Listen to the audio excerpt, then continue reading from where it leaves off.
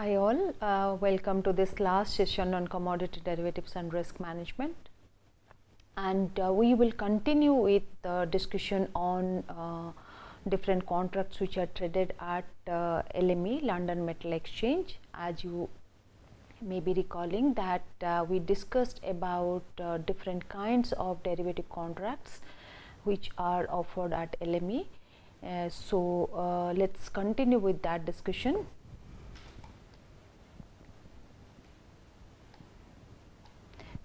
So you have futures and option contracts, as well as traded average price options, swaps, etc. gets traded at LME. Let's quickly focus on what is the trading calendar at LME. So if you can see this particular contract, you have this portion is that it runs from daily, it is this cash to 3 months, and weekly settlement 6 months, and you have monthly settlement goes into 123 months. So what do we mean by this daily settlement? If you recall, normally normally futures contract have monthly expiry, but LME provides futures contract to be taken for 8 days, 9 days, 10 days, 11 days.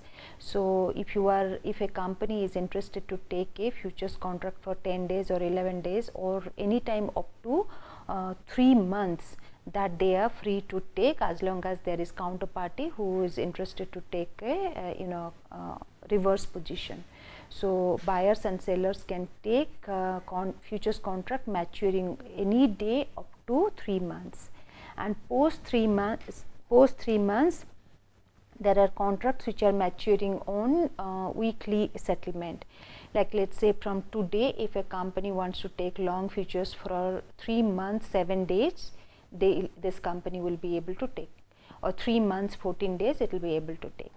So this facility is available for 6 months, and post 6 months the company will be only able to take contracts for monthly maturity, and it can go up to 123 months. That is, today some company wants to take a long or short futures for 10 years or little longer than 10 years, 10 year 3 months, that facility is also available, provided there are counterparties to take short futures position. So similarly, there are option contracts are available at LME, and all option contracts have futures as underlying, and so unlike futures contracts, options do not have daily or weekly settlement. All option contracts leads to their monthly maturity contracts, and option contracts, when the contracts expire, the buyers and sellers take long futures and short futures, as we have discussed earlier. A very interesting option which is available at LME, which is known as traded average price option, or TAPOs. So what exactly is a TAPO? If you see, normally a call option will be in the money when the underlying spot price on the contract maturity date is greater than exercise price. That is, we write ST is greater than X, but here if you see, we have not written the T, but we have written the average price. So in case of a TAPOs, the average price is considered as the spot price. So average spot price is considered, and that is compared with the exercise price to arrive at the whether the option is in the money or out of money. And accordingly, if the option is in the money, the option is exercised, and the buyer gets the long call position, gets long futures, takes a long futures position. Now at LME also there are swaps available, exchange traded swaps. If you recall, normally swaps are OTC contracts, but at LME there are standard maturity, standard lot contracts are available, and buyers and sellers can enter into this exchange traded swaps, which are known as your LME swaps. let's say a copper concentrate or a copper copper cathode buyer and copper tube seller. Suppose a company which buys copper cathode and sells copper tubes. Its fear is that copper price is going to go up and it will not be able to pass on that price increase to its customer because of there are heavy competition in the copper tube market. So it is fearing that price is going to go up. Accordingly, it will be able to enter into this LME swap to mitigate this particular price. And these swaps are not OTC contracts, these are exchange traded contracts, and these swaps are, if you can see, these swaps are mark to market on daily basis like any futures contract. These swaps are mark to market on daily basis. Also, there is in some earlier sessions we had discussed about the index, commodity futures index. So LMX also LME prepares an index called LMX. So that is your London Metal Index, and this this index takes the value from weighted average futures price up to 3 months for 6 commodity contracts traded at LME. And like any index, you have to have constituent and you have to have the weights. So the constituent comes from the price of these 6 commodities, and what is the weights? Weights are decided based on the average global production of that commodity over the last 5 years and the average trading volume of each of these commodity over the last 5 years. So all these things are taken into consideration to arrive at a weight. So what is the weight for different commodity? It is also available at London Metal Exchange website. So on a daily basis, London Metal Exchange informs what is the LMX value, and also interestingly there is a futures contract on LMX. So people can buy and sell futures contract on the index, that is the LMX. Now let's go to, if you see, this is the this is the data which I have downloaded from Bloomberg to show you how the LMX has moved from. This data is from 2011 to 2016. This LMX has a value of base value of 100, which was in the year 1984. So so this value has, if you can see, around 2011 this was quoting around sometime around 4,000 or odd points. Now it is quoting around 2,400 odd points, which is I mean, all of you know that globally the all commodity prices has gone, metal prices have gone down significantly, and that can be seen from the LMX values. I also did a little bit of small modeling between copper spot at LME and 3-month futures at LME, and if you can see, this value shows the contango and backwardation. I'll make available this particular Excel file for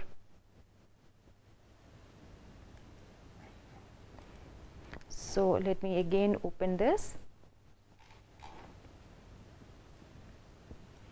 If you can see this one, so you have during this month of June you have a contango followed by considerable period of backwardation in the copper market.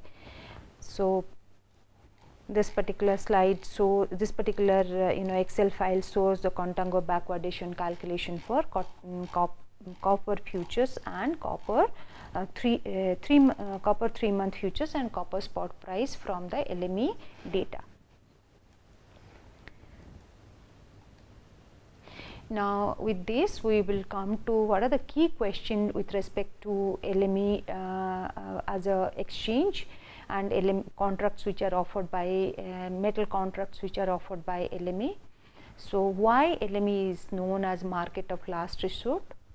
and why LME publishes 3 different prices, that is official, unofficial and closing prices, and how these prices are different from each other, and why LME offers daily, weekly settlement on future contract unlike any other commodity exchanges, what are TAPOs and how they are different from regular options, and why any company would be interested in trading in TAPOs, and finally what are LME swaps. Of course, LME, considering the wide variety of contracts which are traded at LME,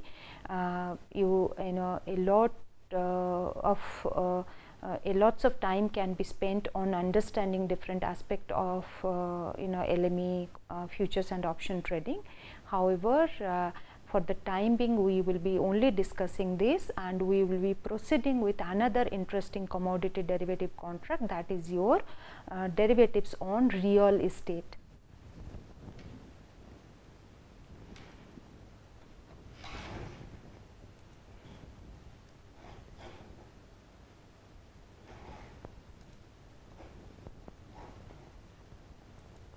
Okay. So, let us discuss another derivative contracts on very interesting underlying, that is the real estate prices. So, again one thing I would like to tell, that the real estate derivatives do not trade in any Indian exchanges. However, there is some development has happened with respect to creation of real estate indices, which form the basis for or underlying for derivative instruments. Now, let us go to understand what is a real estate, what are the real estate derivative contracts which are traded in global exchanges. Now, let us first understand little bit on physical real estate market. This real estate market can be categorized as commercial real estate market and residential real estate market, and residential is self-explanatory, I do not need to explain that. However, commercial real estate can be categorized as for real estate for office spaces and real estate for retail stores. And owners of both these kind of real estate, both residential and commercial, can lease these two or rent these two rent these two types of real estate properties. And let us compare the difference between the leasing aspects for these two types of market, these two types of real assets. So, real estate assets. So, what are the difference? Normally, lease period used to be tend to be longer for commercial real estate property than your residential property. And commercial real estate property are normally well taken care of by the lessee, unlike the residential property. And in case of a downturn, economic downturn, the demand for new commercial property slows down significantly compared to residential property demand, and accordingly the price for commercial properties goes down in case of economic downturn more than the residential real estate property. However, this real estate price in general exhibits certain unique characteristics. So, what are these unique characteristics? Housing prices normally tend to be sticky, specifically residential real estate prices normally tends to be sticky in the sense that sellers do not want to sell at a price which is lower than the purchase price. This purchase price acts as a psychological barrier or floor, and if somebody has bought a house for, let us say, 60 lakh or 75 lakh, then they wait till they get a higher price to sell the sell this asset rather than sell it at a lower price. So, this is that is why it is residential prices are normally considered to be sticky prices. and residential properties normally exhibit very high seasonality, and it is not only in India, it's all over the world. Residential prices have considerable amount of seasonality. And what is the reason? Specifically in Western countries, US, UK and Australia, people normally do not buy house during Christmas time, so that's the lean period. And in India, you have most real new residential property purchases happen during October to March, that is during your second half of the financial year, that is post Deepavali or during Deepavali. Most of the new purchases for houses happen. So, in this context, I would like to discuss little bit on REITs or Real Estate Investment Trust, which are being discussed in Indian context in a significant way. However, no REITs have been undertaken as of now, because only recently SEBI has given the go ahead to creation of REITs. So, REITs are nothing but a mutual fund. In a regular mutual fund or a equity mutual fund, the unit holders contribute money, and that money is used to create a portfolio, and the dividend from the equity investment as well as the interest from the dividend from the equity investment and the capital appreciation by selling the equity shares get distributed to the unit holders. So, exactly REITs function in the same manner. The unit holder of REITs contribute money, and that money goes to create a pool of real estate property, and the real estate property can be rented out, and from the rent unit holders will be given regular income. In fact, REITs are supposed to mimic the rental earning from owning a property. So, and REITs provide opportunity to small investors to diversify their investment into another asset class, that is the real estate, with very little capital investment. So, if a particular investor wants to own a house, he can do so only by spending considerable amount of money, but with a REIT maybe 5,000, 6,000 worth of rupees, the investor will be able to take exposure into the real estate market and have REIT as part of its portfolio. Now, let us go to what are the different types of derivative contracts trade on real estate. Actually, many real estate indices are calculated by different agencies, and these real estate indices form the underlying for futures and options, which are traded in different exchanges. Let's discuss how some of these real estate indices are calculated and reported.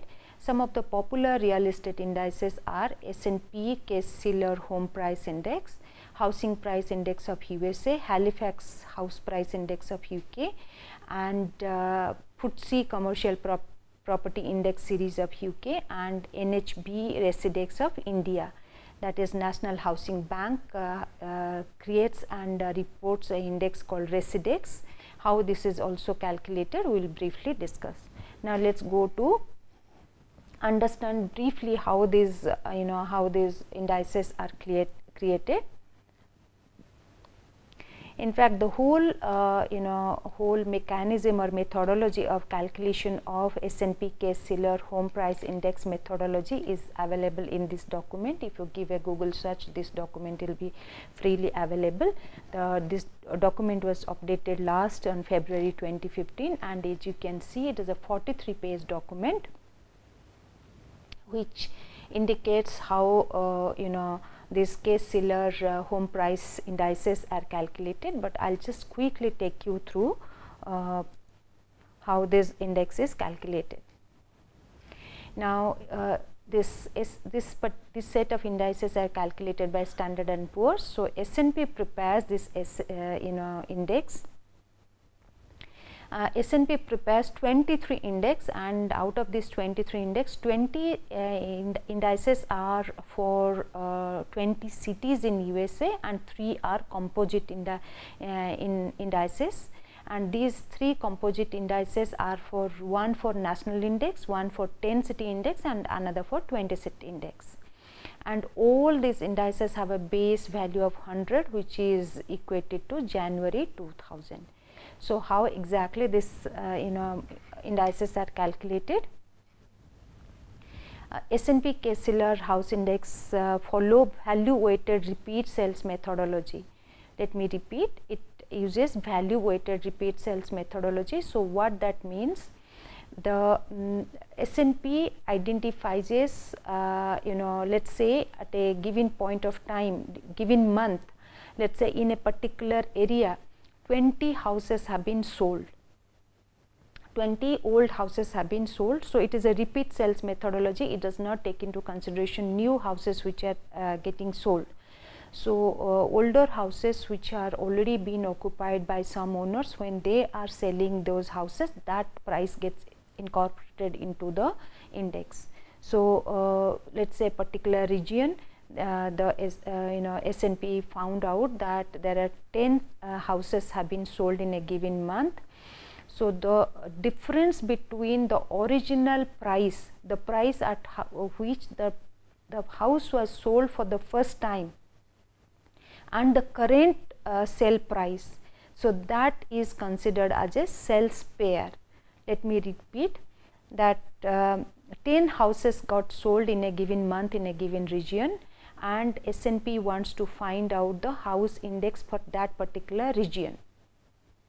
So, the price at which each of these 10 houses are sold, that price will be paired with the original price at which the houses were each of these houses were sold. So, each house, the original price and the current sales price will be known as a sales pair, and each of these sales pair will be given a weight. So, 10 sales pair, 10 weightage will be taken into consideration to calculate the index. Now, there are certain precautions which are taken by S&P for calculating these indices. So, what are these precautions? So, as you can see, all sales pair in a region are collated to form an index. Each sale pair is assigned weights based on the price difference between the pair. So, actual current sale price minus the original sale price will be determining the weight. However, sales which are not conducted at arm's length prices will not be considered for index calculation. That is one precaution. The second precaution is sales pairs with longer time intervals are given less weight. So, if a particular house has been sold some 15 years back, and now only only after 15 years it is being sold, then, and on an average other houses have been sold at 7 to 8 years, then this sales pair 15-year-old sales pair will be given lesser weightage to reflect the probability of physical damage, physical change in the house. Because these houses, these indices are known as constant quality house price index. So, as these indices are known as constant quality house price indices, so certain precautions are taken by the S&P to calculate these indices. Please see this one. This particular picture shows the value of S&P Case-Shiller index for 20 city composite index and 10 city composite index. So, from the 20 cities, some 10 cities has been identified and a composite index is calculated from those 10 city, and the 20 city composite index is also calculated in the same manner. So, if you can see, this is coinciding with your subprime crisis, when house prices nosedive significantly, you have and very little buy and sale was happening for the new houses as well as older houses also. The index came down to almost near 2000 level. The 2000 index got created with a value of 100, so it almost touched the 2000 level, and over time this index has been this index has gone up substantially, and it is hovering around 200 value in as of 2016. Similarly, besides this S&P Case-Shiller index, Halifax US Price Index of UK is calculated, and this index not only takes care of pre-owned houses, it also takes care of new houses. The index is calculated by taking into consideration new house sales as well as second hand house sales. Now let's quickly go to the Residex of India. This is calculated by the National Housing Bank of India. Its base here is 2000, which is equated to 1, and please see this detail. I hope you are able to see this. I'll just focusing on the first city, that is the 2000 index was equal to equal to 100 for Hyderabad, and for different quarter it has been calculated, and currently that is the last data which is available, January March 2015 index. This is quoted at 1997. This, if you can see this one, this is this is 97. Similarly, Chennai is the most expensive in terms of house prices. Chennai, you have 100 value in 2007, and it is 364 by January March 2015. And one thing I would like to mention here, it is not calculated based on old sales, it is calculated based on new sales only. So, based on the new sales registration price, this index is calculated, and this does not consider second hand sales of the houses. And how exactly, this is little more detailed. Let us say Delhi has a value of 123 for October December quarter, and Delhi, again Delhi is a big place, so which house sales at which locations has to be taken into consideration. National Housing Bank has divided Delhi into certain zones, like let us say 7 zones Delhi has been divided, and this again for each zone they calculate the index, and all these the zonal indices are taken into consideration to calculate the CT index. And as I mentioned, Chennai has in terms of new price in terms of prices of new houses, Chennai has gone up the maximum, that is from 2000 in the year to from 100 value of 2000, it has gone up to 364 by January 2015. And like any derivative contract with underlying, this real estate indices forms the underlying for futures and option contract. So, I will just quickly take you through. Of course, in India it is not available. This is if you can see, this is your at CME, these are the real estate products which are available. You have a Boston real estate futures, Chicago real estate futures. So, the underlying is this city or city indices or state indices.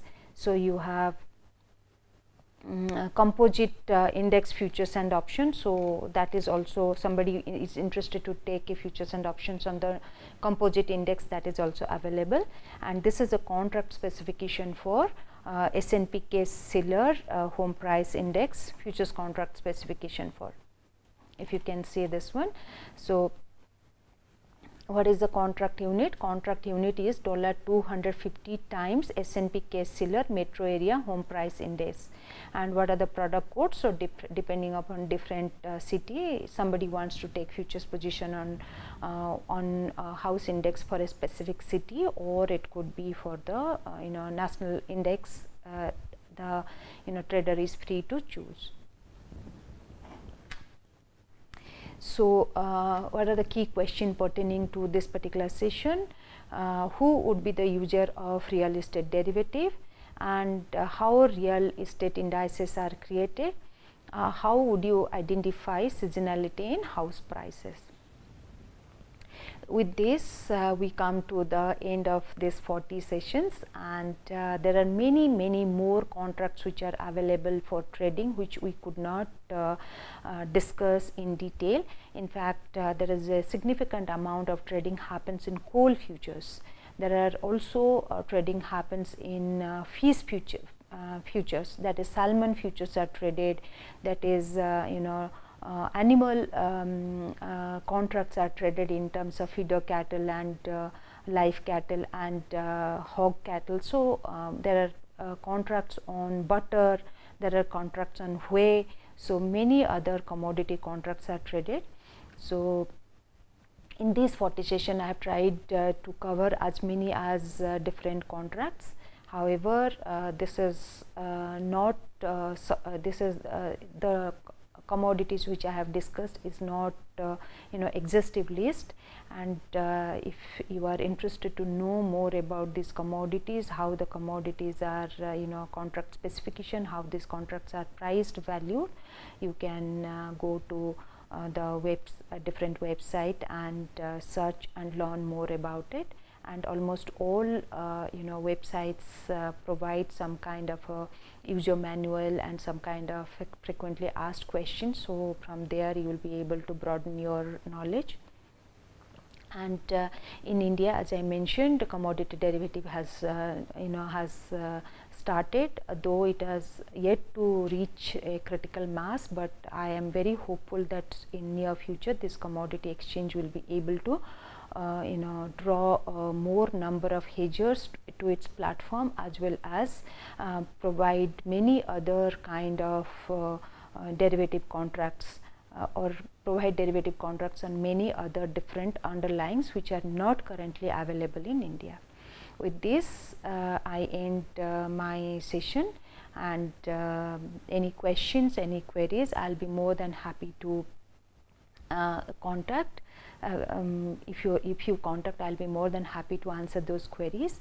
And also in each of this session my email address is mentioned. Post this course anytime if you have any query pertaining to commodity derivatives, I will be more than happy to answer and interact with you all.